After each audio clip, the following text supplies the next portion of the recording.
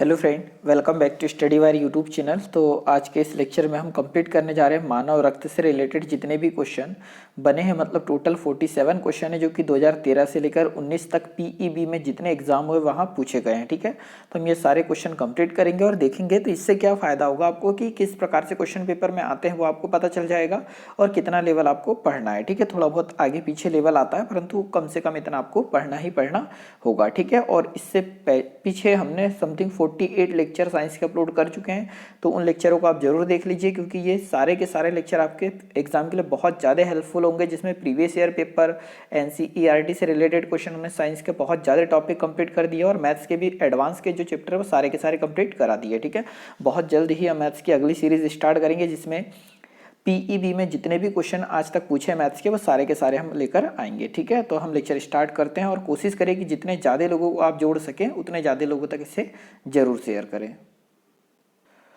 तो आज का सबसे पहला क्वेश्चन हो जाएगा, मानव रक्त में कुदरती उपलब्ध एंटी कोंगुलेंट क्या है। ठीक है, मतलब हमसे ये पूछा है कि मानव रक्त में, हमारे जो शरीर के अंदर जो रक्त है उसमें कुदरती उपलब्ध एंटी कोंगुलेंट क्या है। ठीक है, एंटी कोंगुलेंट का मतलब ये होता है कि ऐसा पदार्थ जो कि हमारे रक्त के अंदर मतलब कोशिकाओं में पाया जाता है जो कि रक्त को नहीं जमने देता है, उसी को बोलते हैं एंटी कोंगुलेंट। ठीक है, इतना याद रखना। तो हमारे रक्त के अंदर ऐसा क्या है जो कि एंटी कोंगुलेंट है, मतलब एक ऐसा पदार्थ है, ऐसा हार्मोन है या ऐसा प्रोटीन है जो कि रक्त को हमारी कोशिकाओं के अंदर जमने नहीं देता है, ये हमसे पूछा गया है। ठीक है, और ये देखो ऐसा ही में आया हुआ क्वेश्चन है, तो इसका आंसर हो जाएगा सेकंड, हिप्पेरिन। ठीक है, तो हम ये बोल सकते हैं कि जो हिप्पेरिन है वो प्रतिजमन है। प्रतिजमन का मतलब होता है जो रक्त को कोशिकाओं के अंदर जमने नहीं देता है। ठीक है, तो क्वेश्चन नंबर फर्स्ट का आंसर हो जाएगा सेकंड। अगला क्वेश्चन हो जाएगा सेकंड की हीमोग्लोबिन। ठीक है, तो देखो यहाँ पर ओनली हीमोग्लोबिन दिया है और हीमोग्लोबिन क्या होता है, तो ये रक्त के पदार्थ का रंग। ठीक है, हीमोग्लोबिन क्या करता है, तो रक्त का जो लाल रंग है वह कौन प्रदान करता है, तो हीमोग्लोबिन। एक्चुअल में रक्त का जो रंग है वो हल्का पीला होता है। ठीक है, रक्त का रंग हल्का पीला होता है परंतु इस रक्त के रंग को पीले से लाल कौन कर देता है, तो वो हीमोग्लोबिन कर देता है। तो ऑप्शन नंबर सेकेंड यहाँ पर क्या हो जाएगा, राइट आंसर हो जाएगा। अगला क्वेश्चन है थर्ड नंबर का कि किस शारीरिक प्रक्रम में थ्रोम्बिन का संबंध है। ठीक है, किस शारीरिक प्रक्रम में थ्रोम्बिन का संबंध है ये हमसे पूछा गया है। ठीक है, तो रक्त जमाव में सहायक करता है कौन, थ्रोम्बिन। ठीक है, तो जब रक्त का थक्का जमता है, मतलब जब मानव शरीर या हमें चोट लगती है तो जब रक्त निकलता है तो थ्रोम्बिन क्या करता है, तो रक्त का जमाव करने में सहायता करता है। ठीक है, तो ऑप्शन नंबर थर्ड हो जाएगा राइट आंसर। ये काफ़ी लंबी प्रोसेस है परंतु आपको सिर्फ इतना याद रखना है कि ये थ्रोम्बिन करता है। अगला क्वेश्चन है क्वेश्चन नंबर फोर्थ की रुधिर का शुद्धिकरण होता है। ठीक है, तो चार ऑप्शन दे रखे हैं, तो रुधिर का शुद्धिकरण मतलब शुद्ध रक्त हम किसको बोलते हैं, ऐसा रक्त जो ऑक्सीजन युक्त हो। तो रुधिर का शुद्धिकरण होता है तो किस में होता है, फेफड़ों में। तो ऑप्शन नंबर थर्ड यहाँ पर क्या हो जाएगा, राइट आंसर। रुधिर का शुद्धिकरण फेफड़ों में होता है क्योंकि फेफड़ों में रक्त जाता है और वो O2 युक्त हो जाता है। तो ऑप्शन नंबर थर्ड यहाँ पर होगा राइट आंसर। अगला क्वेश्चन है पांचवें नंबर का कि रक्त का लाल रंग किसके कारण होता है। तो रक्त का लाल रंग किसके कारण होता है, तो काफी सिंपल क्वेश्चन है, हीमोग्लोबिन के कारण होता है। देखो एमपी कांस्टेबल 2013 में पूछा गया था। तो हीमोग्लोबिन के कारण क्या होता है, मानव रक्त का रंग लाल कलर का होता है। ठीक है, और हमारे मानव रक्त में हम ये बोल सकते हैं कि 55% क्या पाया जाता है, तो प्लाज्मा पाया जाता है मानव रक्त में, और 45% क्या पाया जाता है, रुधिर पाया जाता है। ठीक है, छोटे छोटे क्वेश्चन है जो कि आपको पता होंगे। अगला क्वेश्चन है छठवें नंबर का कि रक्त का रंग लाल क्यों होता है। ठीक है, तो रक्त का रंग लाल क्यों होता है ये हमसे पूछा गया था, हीमोग्लोबिन के कारण। तो ऑप्शन नंबर फोर्थ हो जाएगा राइट आंसर, और ये क्वेश्चन जेल प्रहरी में पूछा गया था। ठीक है, हम ये बोल सकते हैं कि ये एक ऐसा क्वेश्चन है जो कि कम से कम 10 बार रिपीट हुआ होगा। अगला क्वेश्चन है मानव शरीर में सबसे बड़ा श्वेत रक्त कोशिका कौन सी है। तो ये चार ऑप्शन दे रखे हैं, तो सबसे बड़ी श्वेत रक्त कोशिका कौन सी है ये पूछा है। तो ऑप्शन नंबर थर्ड हो जाएगा राइट आंसर। जो लिम्फोसाइट है वो श्वेत रक्त कणिकाओं में सबसे बड़ा होगा।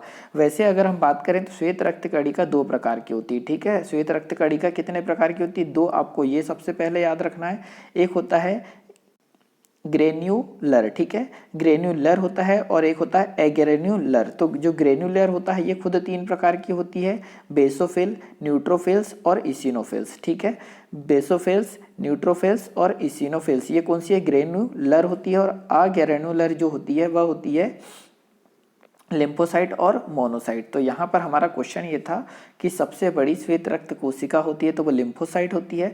अगर हमसे सबसे छोटी कोशिका पूछा जाता तो कौन सी होती?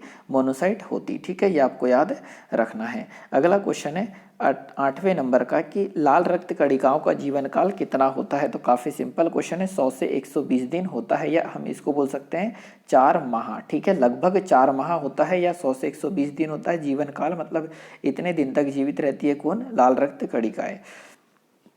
अगला क्वेश्चन है 9वें नंबर का कि हीमोग्लोबिन पाया जाता है। ठीक है, जो हीमोग्लोबिन किस में पाया जाता है ये हमसे पूछा गया है, तो केवल कोशिकाओं में पाया जाता है। ठीक है, मतलब ऑप्शन नंबर सेकंड यहाँ पर क्या हो जाएगा? राइट आंसर हो जाएगा कि हीमोग्लोबिन पाया जाता है किसमें? तो केवल कशेरुकियों में। सॉरी, कशेरुकियों मतलब जिसमें रीढ़ की हड्डी पाई जाती है या जो बच्चे को डायरेक्टली जन्म देते हैं उनमें हीमोग्लोबिन पाया जाता है, और जिसके खून का रंग कैसा होता है? हीमोग्लोबिन के कारण लाल हो जाता है। अगला क्वेश्चन है 10वें नंबर का कि लाल रुधिर कोशिका का श्वेत रुधिर कोशिका का निर्माण होता है। ठीक है, लाल रुधिर कोशिका तथा श्वेत रुधिर कोशिका का निर्माण होता है। तो दो प्रकार की कोशिका होती है, एक WBC और एक RBC। दोनों का निर्माण कहाँ पर होता है? तो अस्थि मज्जा में होता है। ऑप्शन नंबर फर्स्ट हो जाएगा राइट आंसर। और अस्थि मज्जा को ही हम क्या बोलते हैं? तो बोन मेरो बोलते हैं। मतलब जो रीढ़ की हड्डी होती है ना हमारी, उसमें बीच में जो गैप होता है उसको बोलते हैं अस्थि मज्जा, और वहाँ पर श्वेत रक्त कणिका और लाल रक्त कणिका का निर्माण होता है। ठीक है, तो ऑप्शन नंबर फर्स्ट हो जाएगा यहाँ पर राइट आंसर। अगला क्वेश्चन है 11वें नंबर का कि शरीर में सूक्ष्म रुधिर वाहिका है। ठीक है, तो शरीर में देखो सूक्ष्म रुधिर वाहिका मतलब सबसे छोटी रुधिर वाहिका कौन सी है ये पूछा गया है, तो ऑप्शन नंबर फर्स्ट है राइट आंसर, केशिकाएं। तो केशिकाएं सबसे रुधिर होती है, सबसे सूक्ष्म होती है, मतलब सबसे छोटी। तो हम ऐसा बोल सकते हैं कि जब हमारे हृदय से, ठीक है, हमारे हृदय से ब्लड धमनियों द्वारा ऐसा जाता है और ऐसी छोटी छोटी सिराओं में बढ़ जाता है, और फिर ये छोटी छोटी सिराएं जोड़कर फिर से क्या बन जाती है? सॉरी, ये धमनी से इधर जाता है, ये धमनी से, और ये छोटी छोटी सिराएं जोड़कर फिर से क्या बन जाता है? तो यहाँ ये बन जाती है सिरा। ठीक है, तो याद रखना ये वाला जो पार्ट है जहाँ पर छोटी छोटी कोशिकाओं में या केशिकाओं में बढ़ता है ब्लड, यही होती है सबसे सूक्ष्म नलिकाएं। अगला क्वेश्चन है 12वें नंबर का कि रक्त का कौन सा भाग रक्त का अधिक आयतन बनाता है? ठीक है, रक्त का ऐसा कौन सा भाग है जो कि अधिक आयतन बनाता है? तो ऑप्शन नंबर सेकंड यहाँ पर हो जाएगा राइट आंसर। जो प्लाज्मा है हमारे रक्त में ये पाया जाता है 55%। ठीक है, तो याद रखिएगा कि रक्त का अधिकतम भाग कौन सा होता है? तो प्लाज्मा, और ये 55% पाया जाता है। अगला क्वेश्चन हो जाएगा 13वें नंबर का कि लाल रुधिर कणिकाओं का जीवन काल होता है। तो अभी हमने बताया था कि लाल रुधिर कणिकाओं का जीवन काल 100 से 120 दिन या फिर 4 सप्ताह। ठीक है, 4 सप्ताह होता है। तो यहाँ पर दिन में तो है नहीं, 4 सप्ताह है ऑप्शन में, तो ऑप्शन नंबर थर्ड यहाँ पर क्या हो जाएगा? राइट आंसर हो जाएगा। अगला क्वेश्चन है 14वें नंबर का कि निम्न में से ग्लोब्यूलर प्रोटीन है। ठीक है, निम्न में से कौन सा ग्लोब्यूलर प्रोटीन है ये हमसे पूछा गया, तो ऑप्शन नंबर सेकंड यहाँ पर क्या हो जाएगा? राइट आंसर हो जाएगा कि मायोग्लोबिन या हीमोग्लोबिन। तो मायोग्लोबिन या हीमोग्लोबिन जो कि ग्लोब्यूलर प्रोटीन के अंतर्गत आता है। ठीक है, ये आपको याद रखना है। वहीं पर अगर हम बात करें जो कोलेजन प्रोटीन है, ठीक है, तो कोलेजन प्रोटीन त्वचा का निर्माण करता है, ये आपको याद रखना है। और जो मायोसिन है वह अस्थियों का निर्माण करता है, हड्डियों का निर्माण करता है। ठीक है, तो फाइनली ऑप्शन नंबर सेकंड इसका राइट आंसर। अगला क्वेश्चन है 15वें नंबर का कि ऊंचाई पर जाने पर लाल रुधिर कोशिकाओं की संख्या बढ़ जाती है। ठीक है, जब ऊंचाई पर हम जाते हैं तो लाल रुधिर कोशिका मतलब RBC की संख्या क्या होती है? बढ़ जाती है। ठीक है, ऐसा क्यों होता है ये हमसे पूछा गया है, तो ऑप्शन नंबर फर्स्ट हो जाएगा राइट आंसर कि पर्वतों पर ऑक्सीजन की मात्रा में क्या होती है? कमी होती है। तो ऑप्शन नंबर फर्स्ट यहाँ पर क्या हो जाएगा? राइट आंसर हो जाएगा, और जेल प्रहरी 2015 में पूछा गया क्वेश्चन है। अगला क्वेश्चन है 16वें नंबर का कि रक्त वाहिनियों में उपस्थित रक्त का थक्का कहलाता है। ठीक है, तो देखो रक्त वाहिनियों के अंदर ही उपस्थित रक्त का थक्का क्या कहलाता है ये हमसे पूछा गया है। ठीक है, तो ये कहलाएगा थ्रोम्बोसिस। ठीक है, क्या कहलाता है? तो थ्रोम्बोसिस कहलाता है रक्त के अंदर रक्त का थक्का। तो ऑप्शन नंबर फर्स्ट यहाँ पर क्या हो जाएगा? राइट आंसर होगा, और ये काफ़ी अच्छे लेवल का क्वेश्चनों में से एक है। ठीक है, अगला क्वेश्चन है 17वें नंबर का। तो 17वें नंबर का क्वेश्चन यहाँ हो जाएगा कि निम्न में से कौन सा विटामिन यकृत में प्रोथ्रोम्बिन तथा रुधिर का थक्का जमने वाले कारकों को बनने के लिए आवश्यक है? तो देखो कौन सा विटामिन है जो यकृत में प्रोथ्रोम्बिन तथा रुधिर का थक्का जमने वाले कारकों में आवश्यक होता है। ठीक है, ये हमसे पूछा गया है, तो ये हो जाएगा कौन सा? फाइलोक्विनोन, ठीक है, सॉरी फिलोक्विनोन। तो ऑप्शन नंबर सेकंड यहाँ पर क्या हो जाएगा, राइट आंसर हो जाएगा। और फिलोक्विनोन मतलब है क्या, तो विटामिन के की बात कर रहा है, क्योंकि विटामिन के का ही नाम क्या होता है, फाइलोक्विनोन या फिलोक्विनोन बोलते हैं। तो रक्त का थक्का जमने में भी मदद करता है। तो ऑप्शन नंबर सेकंड यहाँ पर क्या हो जाएगा, राइट आंसर हो जाएगा। अगला क्वेश्चन है 18वें नंबर का कि रक्त दाब को मापने के लिए खालिस्तान उपकरण का यूज़ किया जाता है। तो काफ़ी सिंपल क्वेश्चन है, 7th क्लास की पुस्तक में ही ये मिल जाएगा आपको।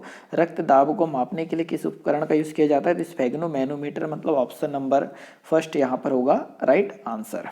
अगला क्वेश्चन है 19वें नंबर का कि मानव रक्त का पीएच मान कितना होता है। तो मानव रक्त होता है क्षार और इसका पीएच मान होता है कितना, 7.4 होता है किसका, मानव रक्त का पीएच मान। और ये किसके अंतर्गत आएगा, तो क्षार के अंतर्गत आएगा। अगला क्वेश्चन है 20 नंबर का कि इसके संचयन के कारण, ठीक है, इसके संचयन के कारण अधिवात या गठिया होता है, ठीक है, मतलब खून में किसका संचयन होता है जिससे गठिया होता है।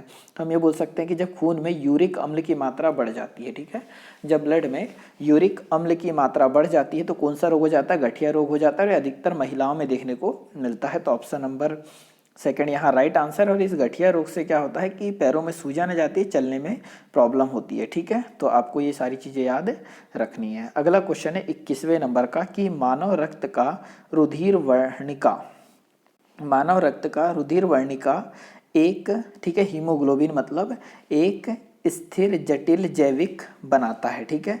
निम्नलिखित में से कौन सी गैस के साथ यह मानव मृत्यु का कारण बन सकता है, मतलब हीमोग्लोबिन में ऐसी कौन सी गैस मिल जाए जिसके कारण ये मानव की मृत्यु का कारण बन सकता है। तो कार्बन मोनोऑक्साइड। तो कार्बन मोनोऑक्साइड यदि हीमोग्लोबिन में मिल जाए या हमारे रक्त में मिल जाए तो क्या हो जाएगी, मानव की मृत्यु हो जाएगी। तो ऑप्शन नंबर थर्ड है यहाँ पर राइट आंसर। इसलिए आपसे कहा जाता है कि जब भी यदि हम बंद कमरे में सो रहे हैं तो उसमें आग ना जलाएं या फिर चिमनी लैंप वगैरह ना जलाएं जो मिट्टी तेल वगैरह से जलती है, ठीक है, जिससे कमरे में कार्बन मोनोऑक्साइड की मात्रा बढ़ जाएगी और जो रक्त में घुल के हमारे शरीर में जाएगी और विषाक्त बनकर घुटन सी महसूस होती है और मृत्यु हो जाती है।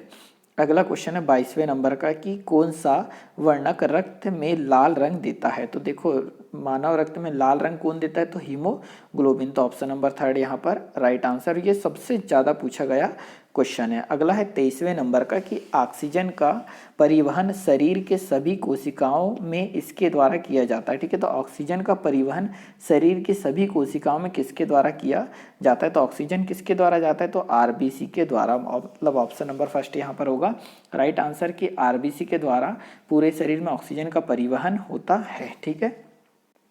अगला क्वेश्चन है 24वें नंबर का कि निम्न में से कौन सा एक रक्त का कार्य नहीं है। तो जो चार ऑप्शन दे रखे इससे है, इनमें से ऐसा कौन सा है जो कि रक्त का कार्य नहीं है, ये हमसे पूछा गया है, ठीक है। तो यहाँ पर ऑप्शन नंबर फोर्थ हो जाएगा राइट आंसर कि कट जाने पर, घायल होने पर थक्का जमने से रोकना। तो ये रक्त का काम नहीं है कि थक्का जमने से रोकना, ये विटामिन के का काम है या फिर फाइब्रिनोजन प्रोटीन का काम है, ठीक है, मतलब थ्रोम्बोसाइट्स और फाइब्रोजिन प्रोटीन का काम है और विटामिन के का काम है थक्का जमना, ना कि रक्त का काम, मतलब ऑप्शन नंबर फोर्थ यहाँ पर होगा राइट आंसर।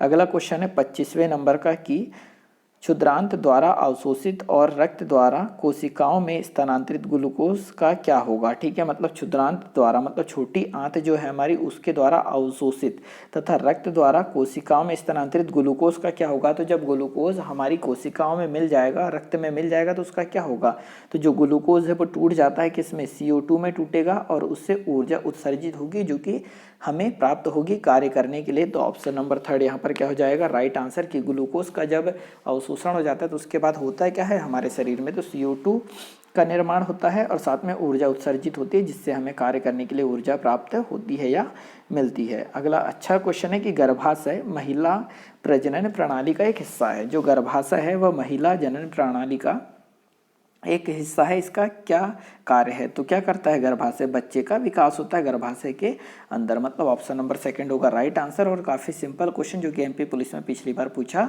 जा चुका है 16 में।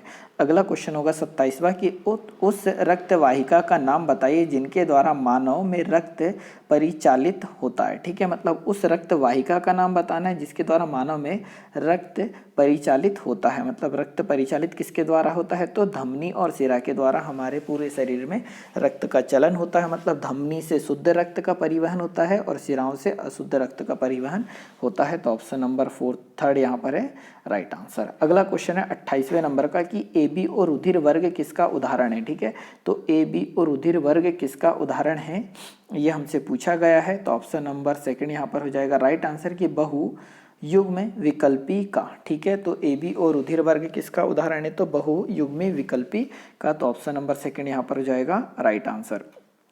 अगला क्वेश्चन है 29वें नंबर का कि एक बच्चे का रुधिर वर्ग ओ है, इसके पैतृक का रुधिर वर्ग नहीं हो सकता। ठीक है, मतलब अगर एक बच्चे का जो रुधिर वर्ग ओ है, मतलब ब्लड ग्रुप ओ है, तो उसके माता पिता का इन चारों ऑप्शन में से ऐसा कौन सा रुधिर वर्ग है जो पॉसिबल ही नहीं है। ठीक है, तो ऑप्शन नंबर थर्ड हो जाएगा राइट आंसर कि अगर बच्चे का रुधिर वर्ग ओ है तो कभी भी मम्मी पापा का ए बी नहीं हो सकता। ठीक है, तो ऑप्शन नंबर थर्ड यहाँ है राइट आंसर। अगला क्वेश्चन है 30 नंबर का कि रक्त का कौन सा घटक थक्के में सहायक है। ठीक है, मतलब रक्त का ऐसा कौन सा घटक है जो कि थक्के में सहायक मीन्स थक्का बनने में मदद करता है, तो ये हो जाएगा बिम्बाणु। तो ठीक है, जो बिम्बाणु है वो रक्त का थक्का जमने में मदद करता है, मतलब बिम्बाणु को ही कहा जाता है प्लेटलेट्स। क्या कहा जाता है, प्लेटलेट्स, जो कि रक्त का थक्का जमने में सहायक है। और विटामिन के, थ्रोम्बोसाइट्स और फाइब्रिनोजन प्रोटीन भी रक्त का थक्का जमने में सहायक होते हैं, परंतु ऑप्शन के आधार पर ऑप्शन नंबर फोर्थ ही होगा राइट आंसर, बिम्बाणु, या इसी को ही कहा जाता है प्लेटलेट्स। ठीक है, अगला क्वेश्चन हो जाएगा 31वें नंबर का कि जब किसी व्यक्ति को संक्रमित ज्वर होता है। ठीक है, मतलब कोई व्यक्ति जिसको संक्रमित ज्वर मतलब बुखार आता है एक दूसरे से फैलकर, ठीक है, तब कौन सी रक्त कोशिका सर्वाधिक सक्रिय हो जाती है। तो जब भी हमें बुखार आता है या फीवर आता है तो कौन सी रक्त कोशिका सबसे ज़्यादा सक्रिय हो जाती है, तो WBC। ठीक है, कौन सी हो जाती है, WBC सबसे ज़्यादा सक्रिय हो जाती है, क्योंकि WBC क्या करती है, जो भी रोगाणु होते हैं उनको मारने का काम करती है। तो जब तक WBC एक्टिव नहीं होगी तब तक रोगाणु को कौन मारेगा, इसी आधार पर ऑप्शन नंबर सेकंड यहाँ पर है राइट आंसर। अगला क्वेश्चन है 33 नंबर का, ठीक है, कि रक्त का कौन सा अवयव ऑक्सीजन का परिवहन करता है। तो देखो ऑक्सीजन का परिवहन कौन करता है, हम बहुत बार पढ़ चुके, तो RBC करता है। ठीक है, तो रक्त का परिवहन ऑक्सीजन का परिवहन रक्त में कौन करता है, तो RBC करता है, मतलब ऑप्शन नंबर थर्ड यहाँ पर क्या है राइट आंसर होगा। अगला क्वेश्चन है 34वें नंबर का कि लाल रक्त कणिका के लिए दूसरा शब्द है। ठीक है, तो लाल रक्त कणिका को हम और किस नाम से जानते हैं, ठीक है, तो एरिथ्रोसाइट्स के नाम से जानते हैं। ठीक है, तो जो RBC है उसे और किस नाम से जानते हैं, तो एरिथ्रोसाइट। तो ऑप्शन नंबर फर्स्ट है राइट आंसर। और ल्यूकोसाइट मतलब होता है WBC। ठीक है, तो WBC को ल्यूकोसाइट और एरिथ्रोसाइट्स लाल रक्त कोशिकाओं को कहते हैं या कणिकाओं को कहते हैं। अगला क्वेश्चन 35वें नंबर का कि लसिका है। ठीक है, जो लसिका क्या होती है ये हमसे पूछा गया है। ठीक है, तो ऑप्शन नंबर सेकंड यहाँ पर हो जाएगा राइट आंसर कि जब खून में से RBC को निकाल दिया जाए, खून में से RBC को निकाल दिया जाए तो जो बचा हुआ पदार्थ वो क्या कहलाता है, तो लसिका कहलाता है। ठीक है, तो ऑप्शन नंबर सेकंड यहाँ पर है राइट आंसर। अगला क्वेश्चन हो जाएगा 36वें नंबर का कि ल्यूकोसाइट को श्वेत रक्त कणिका कहा जाता है। ठीक है, जो ल्यूकोसाइट है, ल्यूकोसाइट मतलब WBC, तो ल्यूकोसाइट को श्वेत रक्त कणिका कहा जाता है, जबकि क्योंकि, ठीक है, ऐसा क्यों कहा जाता है, क्योंकि ये क्या होती है, रंगहीन होती है। तो ऑप्शन नंबर फोर्थ यहाँ पर हो जाएगा राइट आंसर। जो WBC होती है वह रंगहीन होती है, इसमें कोई भी वर्णक नहीं पाया जाता जिसके कारण ये रंग प्राप्त करे या इनका कोई रंग हो। ठीक है, तो ऑप्शन नंबर फोर्थ यहाँ पर है इसका राइट आंसर। अगला 37वें नंबर का क्वेश्चन कि निम्न में से कौन सी कोशिका प्रत्येक 120 दिन में नवीनीकृत हो जाती है। मतलब ऐसी कौन सी कोशिका है जो 120 दिन के बाद नवीनीकृत मतलब नई बन जाती है, दूसरी आ जाती है नई। तो 120 दिन जीवन काल होते ही किसका है, तो RBC का होता है, मतलब लाल रक्त कणिका का होता है। तो ऑप्शन नंबर फर्स्ट है यहाँ पर राइट आंसर कि लाल रक्त कणिका का जीवन काल 120 दिन का है, मतलब 120 दिन के बाद ये नवीनीकृत हो जाती है। ठीक है, तो ऑप्शन नंबर फर्स्ट यहाँ पर हो जाएगा राइट आंसर। अगला है 38वें नंबर का क्वेश्चन कि उस पनीते द्रव का नाम बताइए। ठीक है, उस पनीते द्रव का नाम बताइए जिनमें रक्त कणिकाएं तैरती है। तो आपको ये पता है कि रक्त होता किस किस से मिलकर बना होता है, प्लाज्मा से और WBC RBC और प्लेटलेट्स से। ठीक है, तो रक्त कणिका तैरती है किस में, तो प्लाज्मा में तैरती है, क्योंकि हमारे रक्त में 55% प्लाज्मा होता है, बाकी जो 45% बचता है। इस 45% में आरबीसी, डब्ल्यूबीसी और प्लेटलेट्स होती है, ठीक है। तो रक्त कणिकाएं तैरती है किसमें, प्लाज्मा में, जो कि कितने परसेंट होता है हमारे शरीर में, तो 55% होता है, वो भी रक्त का 55% है ना। और रक्त हमारे शरीर में कितना होता है, तो 7% होता है, ये भी आपको याद रखना है। अगला क्वेश्चन है 39वें नंबर का कि जब रुधिर में यूरिक अम्ल की मात्रा अधिक हो जाती है तो कौन से लक्षण हो जाते हैं। तो यूरिक अम्ल की मात्रा जब अधिक बढ़ जाती है तो क्या होता है, ये हमसे पूछा गया है, ठीक है। तो इसका ऑप्शन नंबर फर्स्ट हो जाएगा राइट आंसर। एक रोग होता है गठिया रोग, जिसमें जोड़ों में दर्द होने लगता है, तो गठिया रोग हो जाता है किसके कारण, जब रुधिर में यूरिक अम्ल की मात्रा बढ़ जाती है। तो ऑप्शन नंबर फर्स्ट है राइट आंसर, और यह महिलाओं में अधिकतर देखने को मिलता है। अगला क्वेश्चन है 40वें नंबर का कि AB रक्त समूह वाले व्यक्ति में सर्वग्राही कहा जाता है, ठीक है। तो जो AB रक्त समूह वाले व्यक्ति को सर्वग्राही कहा जाता है, मतलब हर एक प्रकार का खून ये अडॉप्ट कर सकता है, हम इसे कोई भी खून दे सकते हैं। इसे क्यों कहा जाता है, ये हमसे पूछा गया है।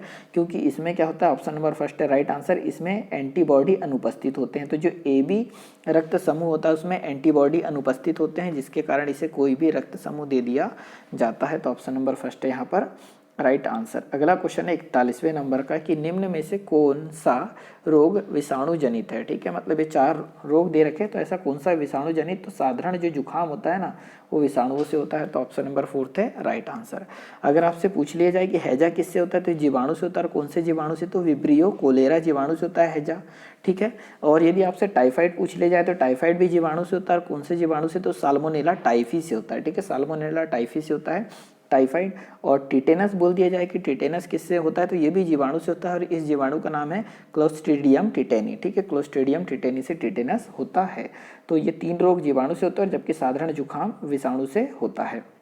अगला 42वें नंबर का क्वेश्चन यहाँ पर है कि निम्न में से कौन सा रक्त समूह के व्यक्ति को सर्वदाता वर्गीकरण में रखा गया है। मतलब ऐसा रक्त समूह कौन सा जो कि सर्वदाता है, मतलब किसी को भी उस ग्रुप का ब्लड दिया जा सकता है। तो O जो है उसका ब्लड ग्रुप सबको दिया जा सकता है, और उसमें भी O- अगर ऑप्शन में होता तो O- सही है, तो O- सबको दिया जा सकता है, जबकि O पॉजिटिव सबको दिया नहीं जा सकता, ठीक है। तो ऑप्शन नंबर यहाँ पहला हो जाएगा राइट आंसर कि O समूह का जो रक्त है वो सभी को दिया जा सकता है। अगला क्वेश्चन है सर्वग्राही रक्त समूह कौन सा। सर्वग्राही मतलब जो सबसे रक्त ले सकता है किसी से भी, तो जो AB वर्ग है वो सभी से रक्त ले सकता है। तो ऑप्शन नंबर थर्ड यहाँ पर है राइट आंसर। अगला 44वें नंबर का क्वेश्चन है कि निम्नलिखित में से कौन सी एक गैस रक्त में मौजूद नहीं होती। तो देखो रक्त में ऑक्सीजन भी होता है, कार्बन डाइऑक्साइड भी होता है और नाइट्रोजन भी होता है। रक्त में ऑक्सीजन, कार्बन डाइऑक्साइड और नाइट्रोजन होता है, जबकि कार्बन मोनोऑक्साइड रक्त में पाया नहीं जाता। अगर कार्बन मोनोऑक्साइड रक्त में पाया जाएगा तो मनुष्य की मृत्यु हो जाएगी। तो ऑप्शन नंबर फोर्थ है राइट आंसर, क्योंकि रक्त में कौन सी गैस मौजूद नहीं होती ये हमसे बोला गया है। तो ऑप्शन नंबर फोर्थ होगा राइट आंसर। अगला 45वें नंबर का क्वेश्चन है कि रक्त वाहिकाएं जो हृदय से ऑक्सीजन युक्त रक्त को शरीर के सभी हिस्सों तक ले जाती है, ठीक है। मतलब ऐसी रक्त वाहिकाएं जो हृदय से ऑक्सीजन युक्त रक्त को शरीर के सभी भागों में ले जाती है, उसे हम क्या बोलते हैं, ठीक है। तो उसे हम क्या बोलते हैं, ये हमसे पूछा गया। तो ऑप्शन नंबर फोर्थ है राइट आंसर। उसे क्या कहा जाता है, तो धमनियाँ कहा जाता है। तो जो धमनी होती है वो हमारे हृदय से ऑक्सीजन युक्त रक्त को शरीर के सभी हिस्सों तक ले जाती है। अगला 46वें नंबर का क्वेश्चन हो जाएगा कि मानव रक्त में ऑक्सीजन का स्थानांतरण करने वाला वर्णक पिगमेंट है। तो मानव रक्त में ऑक्सीजन का स्थानांतरण कौन करता है, तो हीमोग्लोबिन करता है। तो ऑप्शन नंबर फोर्थ है राइट आंसर। आप खुद देख रहे हैं कम से कम 10 क्वेश्चन, तो यही वाला ये एक ही क्वेश्चन को बार बार रिपीट हो चुका है। अगला 47वें नंबर का क्वेश्चन हो जाएगा कि निम्नलिखित विशेषताओं में से कौन सी एक विशेषता धमनी के बारे में गलत है, ठीक है। तो धमनी के बारे में क्या गलत है, तो देखो धमनियाँ रक्त को शरीर के विभिन्न भागों से हृदय तक ले जाती है। तो ये यहीं पर यही बोला है, देखो कौन सी विशेषता धमनी के बारे में गलत है, तो पहली ही गलत है, तो गलत ही पूछा था, इसी आधार पर पहला होगा राइट आंसर। क्योंकि बोला क्या है, धमनियाँ रक्त को शरीर के विभिन्न अंगों से हृदय तक ले जाती है, जबकि क्वेश्चन ऐसा है कि यहाँ हृदय से धमनियाँ शरीर के विभिन्न भागों तक रक्त को ले जाती है। इसी आधार पर ऑप्शन नंबर फर्स्ट हो जाएगा राइट आंसर, ठीक है। तो इस लेक्चर में इतना ही। लेक्चर अगर अच्छा लगा तो इसे लाइक और शेयर जरूर करें, और यदि आप प्रथम बार या पहली बार अपने चैनल पे आए हैं तो चैनल सब्सक्राइब जरूर करें, ठीक है।